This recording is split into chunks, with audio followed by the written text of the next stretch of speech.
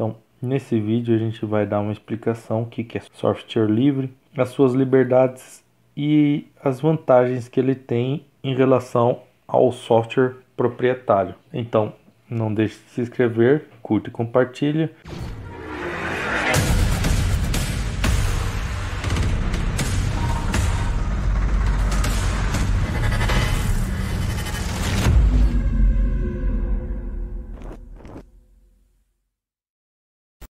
O software livre é uma expressão que é utilizada para designar qualquer programa de computador que pode ser executado ou copiado, modificado ou redistribuído gratuitamente pelo usuário. Então, os usuários possuem um livre acesso ao código-fonte, que é o código originário do programa, e fazem alterações conforme as suas necessidades. Se você quer fazer alguma alteração, você só voltar ao código-fonte do programa e fazer a alteração. Mas existem alguns critérios de liberdade aos quais um software deve obedecer para ele se encaixar em software livre. Nesse caso, a gente tem três níveis de liberdade. A liberdade zero, que é a liberdade de executar o programa como você desejar, para qualquer propósito, não interessa o que você vai fazer. Já consequentemente tem a liberdade nível 1. Essa liberdade ela recebe a liberdade de estudar como o programa funciona e adaptar à sua necessidade, se você tem alguma coisa. Mas para isso, você precisaria de um código-fonte para você fazer essa adaptação. Então, é um pré-requisito você ter o código-fonte. Existe a liberdade nível 2. É a liberdade de redistribuir cópias de modo que você possa ajudar outros usuários. Então, você só redistribui cópias. Não necessariamente que essas cópias tenham permissão de alterar. E enfim, existe a liberdade nível 3, que é essa liberdade de distribuir cópias das versões modificadas a outras. Dessa forma, você pode dar a toda a comunidade a chance de se beneficiar das suas mudanças. Para tanto, acesso ao código é um pré-requisito. Como que seria essa nível 3?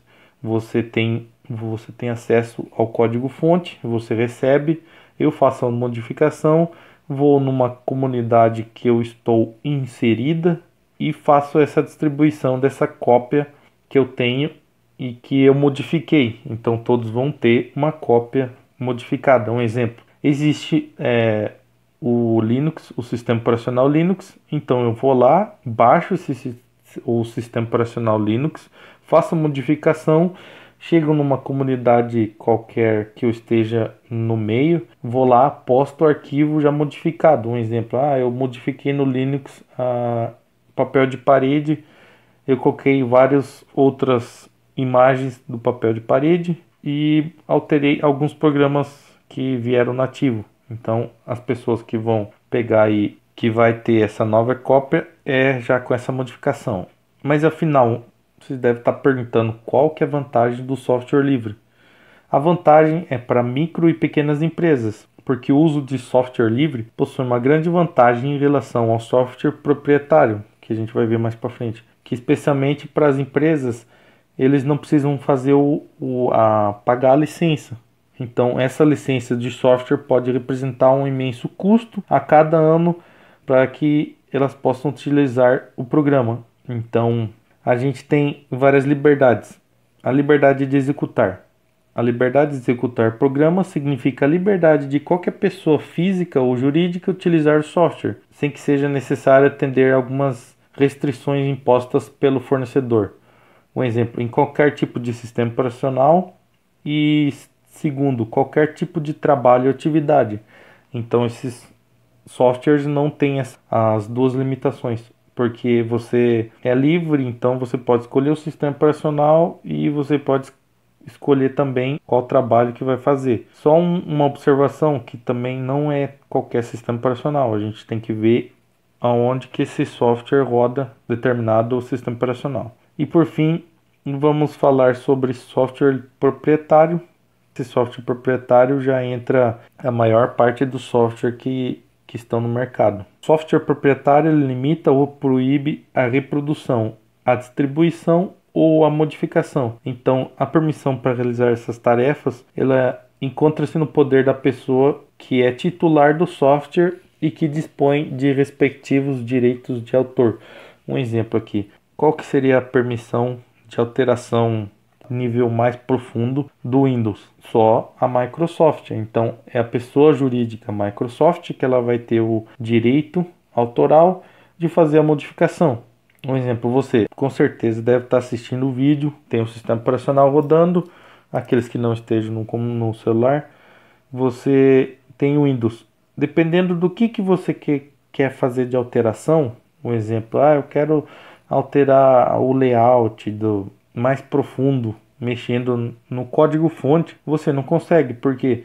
Porque o direito autoral é da Microsoft. Ela só disponibiliza essa cópia que você está executando no computador, é só uma cópia. Você não tem o código-fonte original. Claro que nesse caso aqui pode entrar as variações, que nem, eu consegui o código-fonte em algum fórum. Então, nesse caso aqui, a gente só vai levar em consideração só meios lícitos, que seria compra. Embora seja que a verdade que o manifesto e as regras que cercam o software livre são inclusivos e não discriminam com base no poder de compra, quer dizer o quê? Que você não precisa comprar. Existem certas vantagens do software proprietário em relação ao software livre, que a gente vai citar agora.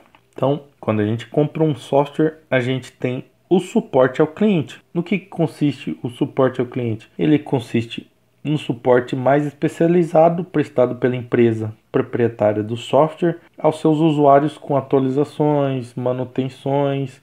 Então vai ter uma equipe que vai ficar por trás ali dando uma manutenção. Outro ponto seria especialização e segmentação. Quando uma empresa cria e desenvolve um software, ela concentra muitos recursos da empresa, vamos supor funcionários, em fazer aquela utilidade e aquele valor agregado ao elemento diferenciado em relação a outras alternativas de software. O que quer dizer com isso?